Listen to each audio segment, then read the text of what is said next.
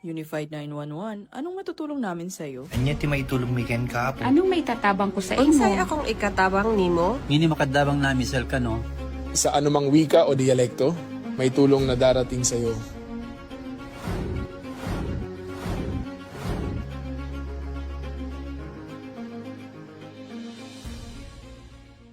Lilingkod sa bawat Pilipino at magbibigay ng tamang impormasyon para sa tahimik at maayos na Pilipinas. Police News Network, alagad ng batas, tagapagtaguyod ng balitang pulis, sandigan ng mamamayan, patnubay ng katotohanan.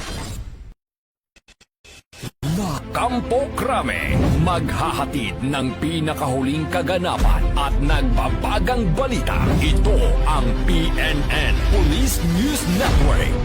At ngayon, ang inyong mga tagapagbalita.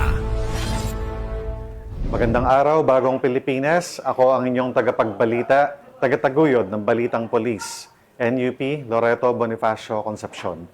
At ngayong araw ng Miyerkules, muli nating makakasama bilang special guest co-host, walang iba kundi si Ms. Luis Hussein Alba Lopez, Mrs. Asia Pacific All Nations 2022 Grand Winner, and Luminous Woman of the Year 2023. Magandang umaga, Ms. Shin. Magandang umaga, Sir Eton, at magandang umaga po sa lahat ng ating mga manonood. Huwag po nating kalimutang i-like, i-follow at i-subscribe ang page ng Philippine National Police, Police Community Affairs and Development Group, PKG Tagapag-Ugnay at Police News Network. Kami po ay maghahatid sa inyo ng tamang balita, kwento ng pulis at serbisyo para sa mamamayan at ito ang PNP News Online. Ang pangunahing balita ng Police News Network, alagad ng batas, tagataguyod ng Balitang Pulis.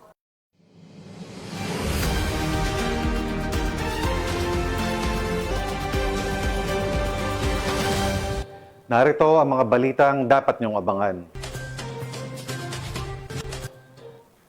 353,000 pesos na halaga ng shabu nasabat sa Parañaque. High-value suspect, arestado. 672,000 pesos na halaga ng hinihilalang ilegal na droga ang nasabat ng Station Drug Enforcement Unit ng Navotas City Police Station.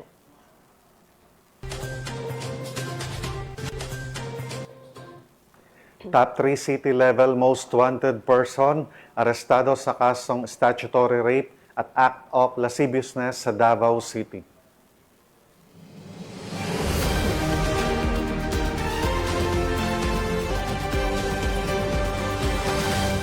Narito ang mga balitang hatid ng ating PNN correspondents mula sa iba't ibang panig ng bansa.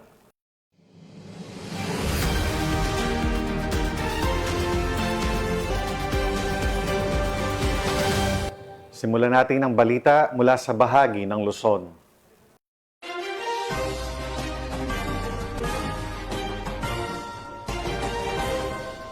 Nakiisa ang pulisya ng San Fernando, La Union sa relief operations habang ibinaba ng Pro 1 sa normal ang alert status nitong November 12, 2025. Yan ang balitang hatid ni Police Master Sergeant Robert Basan Abella Jr.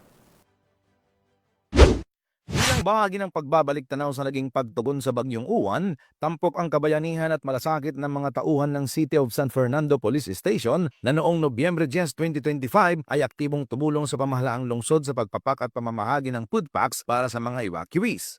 Kasama ang mga voluntaryo, matagumpay na naihatid ang tulong sa mga apektadong pamilya upang masiguro ang kanilang kaligtasan at kaginhawaan sa gitna ng kalamidad. Ang nasabing relief operation ay sinagawa bilang tugon sa pangangailangan ng mga pamilyang lumikas dahil sa malakas na ulan at pagbaha na dulot ng bagyo. Sa pamamagitan ng pagtutulungan ng lokal na pamahalaan, kapulisan at ng mga mamamayan, naihatid ang mga pangunahing pangangailangan gaya ng pagkain at inuming tubig sa evacuation center. Samantala, ipinahayag ng Police Regional Office 1 na ibinaba na sa normal alert status ng rehiyon mula sa dating heightened alert status epektibo alas 6 ng umaga ng Nobyembre 12, 2025 bilang senyales ng unti-unting pagbalik sa normal ng sitwasyon matapos ang pananalasa ng bagyo. Ipinapakita ng mga ganitong hakbang ang diwa ng bayanihan at pagmamalasakit na patuloy na isinasabuhay ng mga kawani ng pulisya at ng mga mamamayan tungo sa mas ligtas, handa at nagkakaisang bagong Pilipinas. Mula dito sa Ilocos Region, ako po ang inyong PNN correspondent, Police Master Sergeant Robert Abella Jr., alagad ng batas, tagataguyod ng Balitang Pulis. Maraming salamat, Police Master Sergeant Abella. Patuloy ang relief at rescue operations ng PNP Cagayan sa mga bayang apektado ng pagbaha dulot ng Super Typhoon Uwan upang matulungan ang mga residenteng lubhang naapektuhan ng kalamidad. Ang detalye ng report mula kay Patrolwoman Janet Balad. Sa gitna ng patuloy na pagtaas ng tubig sa Cagayan River, bunsod ng bagyong Uwan ay agad na nagsagawa ang PNP Police Regional Office 2, partikular ang Amulong Police Station sa pagsasagawa ng rescue and relief operations para sa mga pamilyang lubos na naapektuhan ng pagbaha sa bayan ng Amulong nito'y 11 ng Nobyembre.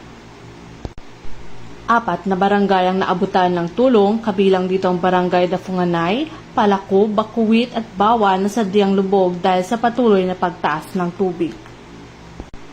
Katuwang ang LGU, MDRMO, Philippine Coast Guard, DSWD, AFP at BFP, PNP ang pagsasagawa ng nasabing operasyon. Samantala, ang Tuguegarao Component City Police Station Rescue Team kasama ang barangay officials ay nagsagawa naman ng rescue operation para sa mga stranded na mga residente sa Zone 6, Gosi Norte, Tuguegarao City, kahapon bunsod na patuloy na pagtaas ng level ng tubig sa Cagayan River na umabot sa 12 meters sa Buntun Bridge at itinaas ang critical level at first evacuation sa mga apektadong barangay. Samantala, upang matiyak ang kaligtasan ng mga motorista na dumaraan sa Buntun Bridge, personal na nagtungo si Police Regional Office 2 Regional Director, Police Brigadier General Antonio P. Maralag Jr., kasama ang mga kapulisan at mga kinatawan ng lokal na pamahalaan upang tiyakin ang maayos na pagsasara ng nasabing tulay. Patuloy naman ang Police Regional Office 2 sa pagsasagawa ng monitoring, rescue and relief operations at tiniyak ng Regional Director ng Police Regional Office 2 na patuloy ang PNP sa pamamahagi ng mga resources at pagkikipag-ugnayan sa komunidad para sa maagap na rescue at proteksyon sa panahon ng sakuna. Mula dito sa Lambak ng Cagayan, ako ang inyong PNN correspondent, Patrolwoman Janet Balad. Alagad ng batas, tagataguyod ng balita. Nakakalito. Maraming salamat, Patrolwoman Balad. Isang malaking operasyon ang isinagawa sa Parañaque City kung saan nasamsam ang 353,000 halaga ng shabu. Nahuli rin ang isang high-value target matapos ang masusing surveillance. Patrolwoman Ivy Corporal sa balita. Naaresto ng Southern Police District ang isang itunuturing na high-valued individual sa isinagawang bypass operation sa Sitio Kawayanan, Barangay Don Bosco, Parañaque City. Kinilala ang sospek na si alias Efer, 35 anyos, na nahuling nagbebenta ng hinihinalang shabu sa isang pulis na nagpanggap bilang pusher buyer. Na-recover mula sa kanya ang nasa 527 gramo ng hinihinalang shabu na tinatayang nagkakahalaga ng 353,600 pesos. Kasama ang bypass money, ilang plastic sachet, coin purse at cellphone. Ayon kay Police Colonel Nicolas S. Piñon, hepe ng Parañaque City Police, agad na minarkahan at dinala sa Southern Police District Forensic Unit ang mga ebidensya para sa pagsusuri habang inihahanda ang kasong isasampa laban sa sospek. Mula dito sa Camp Bagong Diwa, Bikutan, Taguig City, ako po ang inyong PNN correspondent, Patrolwoman Ivy Corporal, alagad ng batas, tagataguyod ng Balitang Pulis. Maraming salamat, Patrolwoman Corporal. Regional level most wanted na aresto sa loob ng kulungan sa Antipolo City. Ang detalye ng report mula kay Patrolman Mark Lawrence Atencio. Warrant of arrest laban sa isang regional level most wanted person ang Antipolo Component City Police Station sa loob ng presinto Antipolo City, Rizal. Kinilala ang akusado na si alias Justin, residente ng Pasig City. Naaresto ang suspect dahil sa bisa ng warrant of arrest sa kasong murder at walang nirekomendang piyansa. ang Rizal PNP ay patuloy na magsasagawa ng operasyon laban sa mga taong merong pagkakasala sa batas upang mapanatili ang kaayusan at ligtas na komunidad. Mula dito sa Calabarzon, ako ang inyong Police News Network Correspondent, Patrolman Mark Lawrence Atencio. Alagad ng batas, tagataguyod ng Balitang Pulis. Maraming salamat, Patrolman Atencio. 672,000 halaga ng hinihinalang illegal na droga ang nasabat ng Station Drug Enforcement Unit ng Navotas City Police Station. Patrol Woman Glacel Ann Esperanza, ibalita mo. Na lalaki ang naaresto na mga operatiba ng Station Drug Enforcement Unit ng Navotas City Police Station sa isang bypass operation sa Barangay San Jose, Navotas City. Ilang sandali lamang matapos ibenta ng suspect ang hinihinalang illegal na droga sa isang pulis na nagpanggap bilang pusher buyer, agad siyang inaresto ng mga otoridad. Kinilala ang suspect na si alias Ian na itinuturing na high-value individual at umano'y sangkot sa pagtutulak ng illegal na droga. Nasamsa mula sa kanya ang 98.85 grams ng hinihinalang shabu na may tinatayang halaga na 672,180 pesos. Kasalukuyan siyang naharap sa mga kasong paglabag sa Section 5 at Section 11 ng Republic Act 9165 o ang Comprehensive Dangerous Drugs Act of 2002 at isa sa ilalim sa inquest proceeding sa City Prosecutor's Office. Patuloy ang Northern Police District sa kanilang pinaigting na kampanya kontra illegal na droga at lahat ng uri ng kriminalidad upang masiguro ang kaligtasan at kapayapaan ng buong komunidad. Mula rito sa Northern Police District, ako po ang inyong PNN Correspondent, Patrolwoman Glacel Ann Esperanza, alagad ng batas, tagataguyod ng Balitang Pulis. Maraming salamat, Patrolwoman Esperanza. Dumako naman tayo sa bahagi ng Visayas.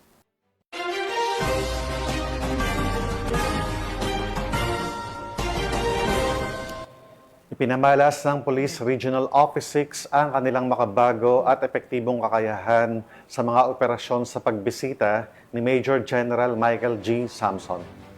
Na nagbigay diin sa kahalagahan ng modernisasyon sa mga hakbang laban sa krimen at seguridad. Magbabalita dyan si Patrolwoman Charmaine Balunsat.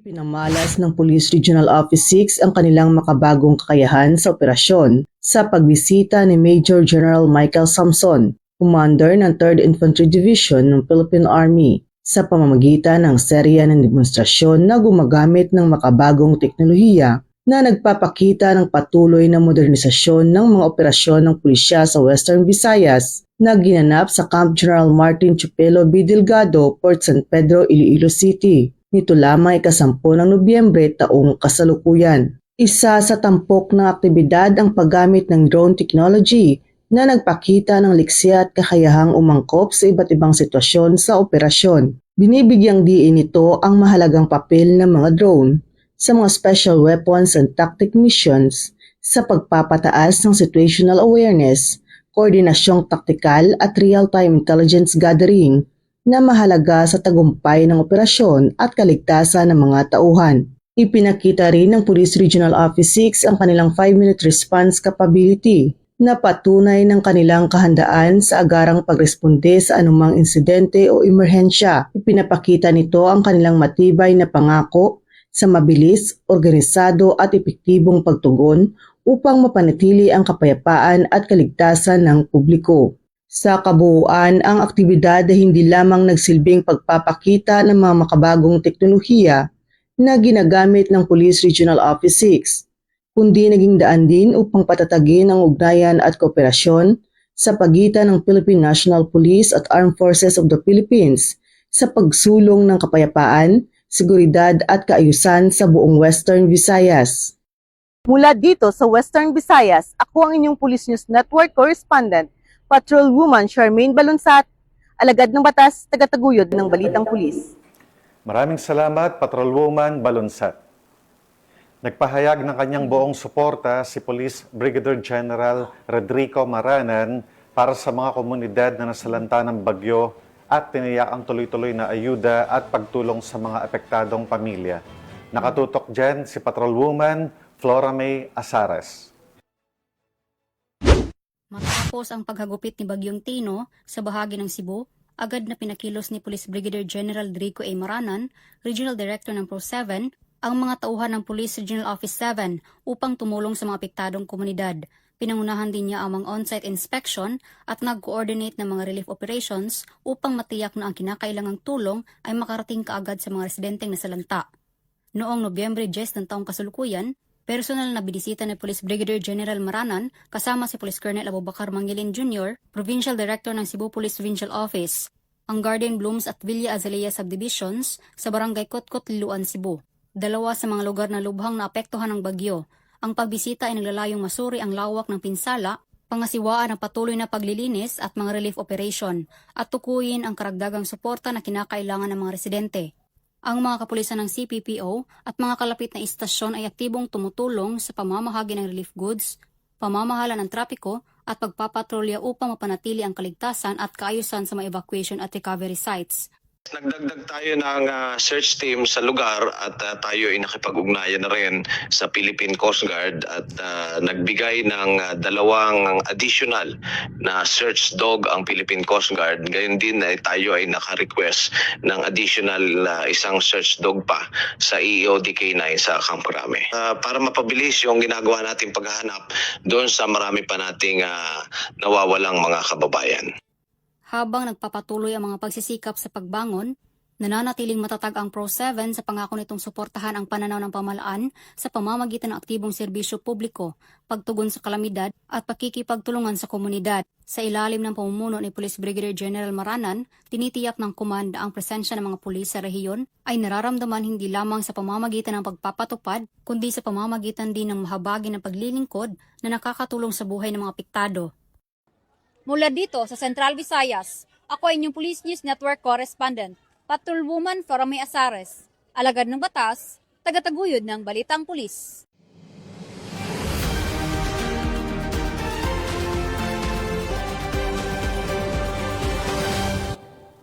Maraming salamat, Patrolwoman Asares. Lungsod ng Danao, lubos ang pasasalamat sa Pro 8 sa matagumpay na operasyon at patuloy na suporta sa seguridad ng komunidad. Magbabalita dyan si Patrolwoman Cristel Palafox. Ng pinsalang idinulot ng Bagyong Tino at Uwan sa Cebu, ang Police Regional Office 8 sa pangangasiwa ni Police Brigadier General Jason L. Capoy, Regional Director, ay hindi nag-atubiling naghatid ng tulong sa pamamagitan ng relief operations at PNP Pro 8 free wifi sa mga residente na apektado ng bagyo sa naturang lugar. Ang lungsod ng Danao sa pamumuno ni Honorable Mayor Ramon Dorano III ay lubos na nagpapasalamat sa kabayanihang hatid ng Pro 8 sa gitna ng unos na dinanas ng lungsod. Gusto ko lang magpasalamat sa inyo sa inyong laking tulong. Since noong November 4. Pasalamat ko rin sa inyong RD, si General Jason Capoy. Ang laki-laking tulong ninyo sa operations namin, especially sa relief operations. Pati din sa mga commanding officers ninyo. Sa kabila ng mga pagsubok na nararanasan sa ating bansa, ang Police Regional Office 8 ay nananatiling matatag at tapat sa sinumpahang tungkulin na maghatid ng serbisyong pampubliko. Patunay ng kanilang walang sawang dedikasyon sa serbisyong may malasakit sa anumang dako ng bansa. Salamat sa inyong tulong. Maraming salamat sa inyong tulong. Salamat. Mula dito sa Eastern Visayas, ako ang inyong PNN Correspondent, Patrolwoman Palafox, alagad ng batas, tagataguyod ng Balitang Pulis. Maraming salamat, Patrolwoman Palafox. Narito naman ang mga balita mula sa Mindanao.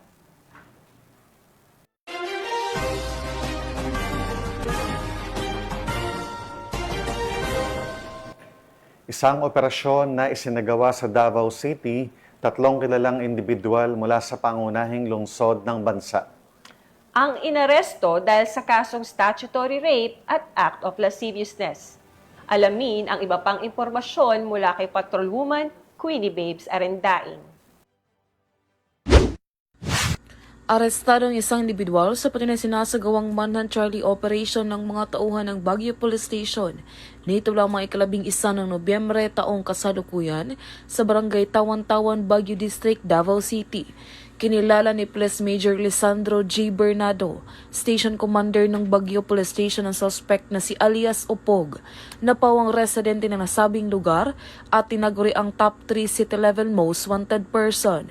Ayon kay Police Major Bernardo, naaresto ang suspect sa bisa ng warrant of arrest na inihain ng pinagsamang tauhan ng Baguio Police Station, Criminal Investigation Detection Group 11 at Regional Intelligence Unit sa paglabag sa kasong 4 counts of statutory rape by sexual assault at act of lasciviousness na inisyo ng Regional Trial Court 11th Judicial Region Branch 12 Davao City na may nirikundang piyansa na nagkakahalagang 200,000 pesos kada bilang para sa statutory rape at 180,000 pesos naman para sa act of lasciviousness. Sa katunayan, ang suspect ay nasa kustodiya na nasabing istasyon upang dumaan sa tamang disposisyon. Samantala, patuloy naman ang pagsasagawa ng paghain ng mga operasyon ng tauhan ng Police Regional Office 11 sa pangunguna ni Police Brigadier General Joseph R. Argiles, Regional Director, upang hulihin ang lahat ng wanted person sa Rion 11. Mula dito sa Police Regional Office 11, ako yung PNN Correspondent Patrolwoman Queenie Babes Arindain, alagad ng batas, taga-taguyod ng balitang pulis. Maraming salamat, Patrolwoman Arindain. At yan ang mga balitang nakalap ng ating PNN correspondents mula Luzon, Visayas at Mindanao. At bago tayo magtapos, gusto ko pong muling magpasalamat sa ating mga masusugid na manunood ng Police News Network. At syempre pa sa ating special guest co-host this morning na walang iba kundi si Miss Louise Hussein Alba Lopez. Maraming salamat muli, Miss Louise Hussein, sa pagpapaunlak sa aming imbitasyon na maging special guest co-host sa programang ito ngayong edition ng Umaga sa PNN. Baka may gusto kang sabihin o ipaalam o i-promote na upcoming events, Michin? Maraming salamat, Sir Iton. Maraming salamat sa bumubuo ng Police News Network at sa PKG Tagapag-Ugnay sa walang sawang ang pag-imbita sa akin sa programang ito.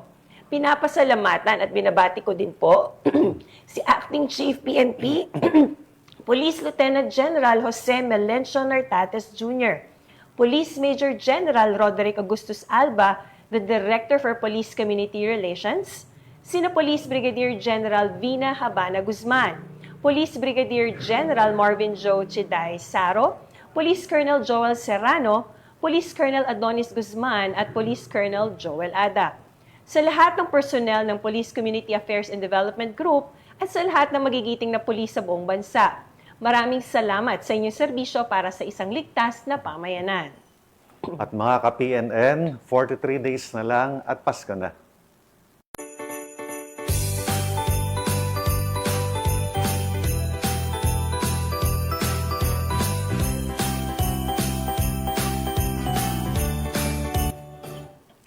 Sa ngalan ng pamunuan ng Philippine National Police, sa pangunguna ni Acting Chief PNP, Police Lieutenant General Jose Melencio Nartates Jr. at sa pamumuno ni President Ferdinand Bongbong Marcos Jr., kami ay maglilingkod sa bawat Pilipino at magbibigay ng tama at balanseng balita. Mula rito sa tanggapan ng tagapag-ugnay ng pambansang pulisya, kami ang inyong mga tagapagbalita, tagataguyod ng Balitang Polis. Ako po sa NUP Loreto Bonifacio Concepcion. Maghahatid ng tamang balita, kwento ng polis at serbisyo para sa mga mamamayan. At ito ang PNP News Online at ito ang bagong PNP para sa bagong Pilipinas, serbisyong mabilis, tapat at nararamdaman.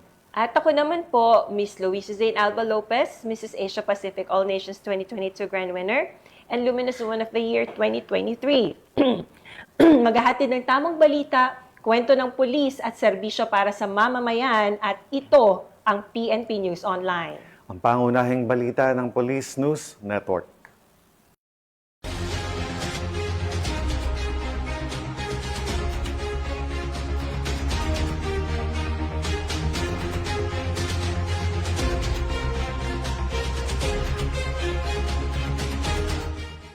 Police News Network, alagad ng batas, tagapagtaguyod ng balitang pulis.